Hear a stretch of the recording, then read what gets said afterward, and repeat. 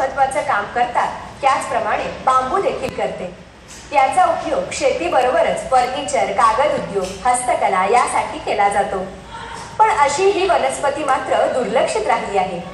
आपल्या राज्यात बऱ्याच मोठ्या प्रमाणात वेगवेगळ्या स्वरूपात पडीक आणि क्षारपड जमिनी आहेत। अशा जमिनीत बांबूची लागवड केल्यास आपणास चांगला फायदा होऊ शकतो।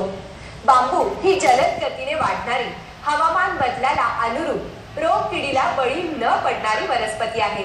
याची लागवड पारंपरिक पद्धतीने तसेच टिश्यू कल्चर रोपाद्वारेही केली जाते। सर्वसाधारणपणे शेतकरी बांबूची लागवड बांधावरती करतात, पण सद्यस्थितीत कोल्हापूर जिल्ह्यातील काही शेतकऱ्यांनी क्षारपड जमिनीतही बांबू लागवड केली आहे। आता त्यांचं पीक चांगलं आलंय। अशातीलच एक आहे इचलकरंजी गावचे संजय खोत। आज आपण त्यांचे याबाबतचे अनुभव पाहूयात।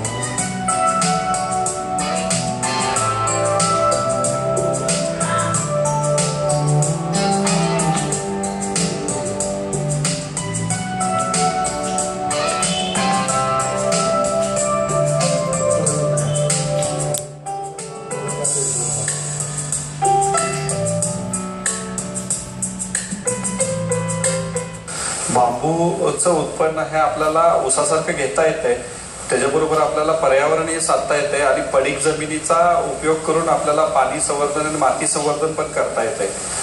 याचे असे अनेक उपयोग आहेत आणि चायनाने याचा फार मोठा फायदा घेतलेला आहे आणि ते एक्सपोर्ट करतात। आपल्याला ही आपल्या भारतामध्ये आपल्या कोल्हापूर सांगली जिल्ह्यामध्ये 1 लाख एकर जमीन आहेत आणि त्या जमिनी आपल्याला ह्या लागवडीखाली आणता येतात आणि त्या जमिनीचा आपल्याला प्रोडक्टिव्ह वापर करून घेता येते। माझ्याबरोबर आज संजय खोत म्हणून इचलकरंजीचे एक उद्योजक आहेत आणि त्यांनी जमीन घेतली।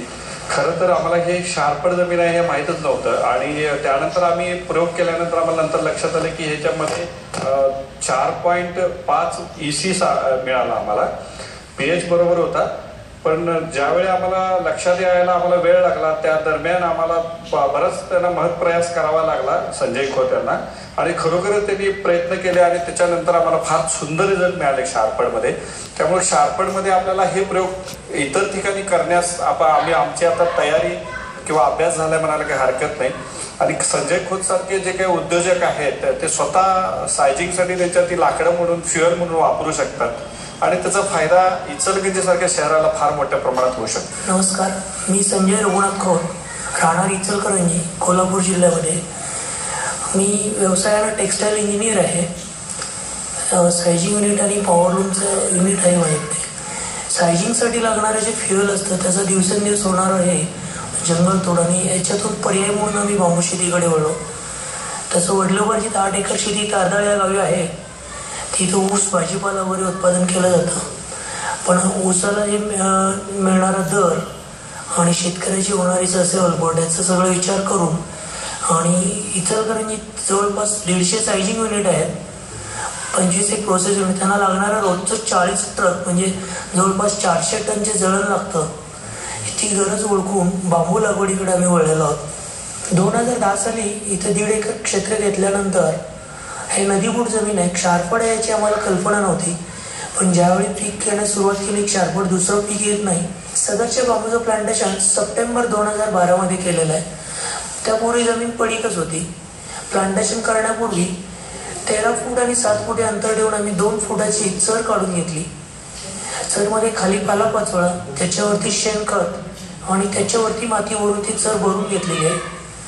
चर घेतल्यानंतर रोपाची लागवड दर 4 फुटाच्या अंतराने झिगझॅग पद्धतीने केलेली आहे। बांबू प्लांटेशन करताना त्याला कीटकनाशक आणि लागवड हे करून मग प्लांटेशन केलेलं आहे। प्लांटेशन केल्यानंतर पाण्यासाठी आम्हाला सुरुवातीला खूप त्रास झाला। प्लांटेशन केल्यानंतर शेणखत आणि जैविक खताशिवाय आम्ही रासायनिक खत कुठलेही वापरलेले नाही। प्लांटेशन नंतर 2.5 महिन्यानंतर DAP, इको आणि युरियाचं मिश्रण सुरुवातीला रिंग पद्धतीने आळवणी करून दिलेलं आहे आणि त्याच्यानंतर 1.5 महिन्यानंतर फारीनं हे करून खड्डा काढून तसं हे केलेलं आहे। आतापर्यंत 14 महिन्यात 3 वेळा आपण खताचं आळवणी हे केलेलं आहे। आतापर्यंत स्प्रेमध्ये 19 दर 2 महिन्याला स्प्रे केलेला आहे। नायट्रोकिंगचाही स्प्रे केलेला आहे आणि त्याचा परिणाम असा आहे की पानांची जी वाढ आहे आणि जी काळोखी यावं लागते ती खूप चांगली आहे। ग्रोथ चांगली झालेली आहे. सुरुवातीला पाण्यासाठी खूप त्रास घ्यावा लागला. इथं पाण्याची सोय नव्हती, इरिगेशनचं चेंबर वगैरे जवळ नव्हतं, मिळालं नाही. त्यासाठी मी टँकरनं पाणी आणून 3 वेळा टँकरने पाणी आणून दिलेलं आहे. टँकरनं आणून इथं खड्ड्यात पाणी होतायचं, तिथून बादलीनं प्रत्येक रोपाला घातलेलं, एक एक रोपाला बादलीनं पाणी घालून रोपं वाढवलेली आहेत. त्याच्यानंतर बोर मारली, बोरला लाईटची सोय झाली नाही म्हणून इंजिन बसवलं, इंजिननं पाणी दिलेलं आहे. पण त्याच्यानंतर जमीन हे असले भुसभुशीत असल्यामुळं बोरही मोजला गेला, परत पाण्याची अडचण बसू लागली. मग शेवटी 400 फूट लांबून पाईपलाईन करून आणून पाण्याची सोय स्कीमद्वारे केलेली आहे इरिगेशनची, आणि दर महिन्याला 1 वेळ असं पाटाद्वारे पाणी आम्ही दिलं जातं. प्लांटेशन करतेवेळीच कीटकनाशक क्लोरोपायरोफासचं आळवणी केलेलं आहे. त्याच्यानंतर रोपं थोडी वाढीला लागल्यानंतर इतर कीटकनाशकांचा स्प्रे केलेला आहे. 2 वेळा स्प्रे झालेला आहे आत्तापर्यंत. त्याच्यानंतर कीडनाशकचा कधी त्रास झालेला नाही आहे, किडीचा त्रास झालेला नाही आहे. 1-2 ठिकाणी रोप मरतुकीचा हे झालं होतं, त्याला बोर्ड मिश्रण देऊन ती रोपं परत जगवली गेलेली. आंतरमशागतीमध्ये आत्तापर्यंत 3 वेळा याची खुरपणी केलेली आहे. खुरपणीनंतर रोटर फिरून रोपांना माती भर लावण्याचं काम केलेलं आहे. ते 2 वेळा आतापर्यंत भर लावलेले आहे रोपांना. आम्ही या 1.5 एकर क्षेत्रामध्ये 1400 रोपांची लागवड केलेली आहे. लागवड केली त्यावेळी रोप फक्त 6 इंचाचं होतं. आज 14 महिन्यानंतर 14 फुटाच्या आसपास सरासरी रोपाची उंची झालेली आहे, आणि 3 वर्षात ते 30 ते 35 फूट वाढेल अशी अपेक्षा आहे. अपेक्षेपेक्षा शार्पट जमीन असून चांगलं पीक आलेलं आहे. 3 वर्षानंतर याचं प्रत्यक्ष उत्पादनाला सुरुवात होईल. तिथून पुढे 50 वर्ष उत्पन्न मिळेल. दरवर्षी एकरी 40 ते 50 टन उत्पन्न मिळेल अशी अपेक्षा आहे. प्रत्यक्षात जमीन घेतली त्यावेळी पूर्ण पडीक जमीन होतं, आजूबाजूला साधी पडीक जमीनच आहे.